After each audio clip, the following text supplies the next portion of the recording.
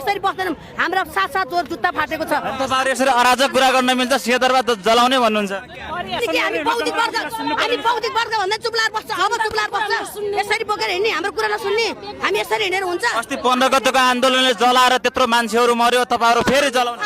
फरक छ हामी त कति दिन बस्यौँ तपाईँहरू जलाउने कुरा गर्दै हुनुहुन्छ कसरी फरक भयो तपाईँहरू जलाउने कुरा गर्दै हुनुहुन्छ कसरी फरक भयो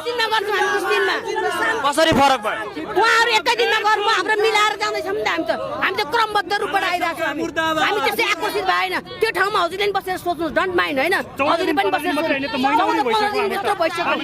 हामीलाई कति गाह्रो भयो खानाको ठेगान तपाईँहरूसँगै छौँ हामी पनि तपाईँहरूसँगै छौँ हुनुहुन्छ थाहा छ हजुरले थाहा छ त्यसको लागि धन्यवाद ह्याप्पी न्यू इयर के भन्नुहुन्छ ह्याप्पी न्यू इयर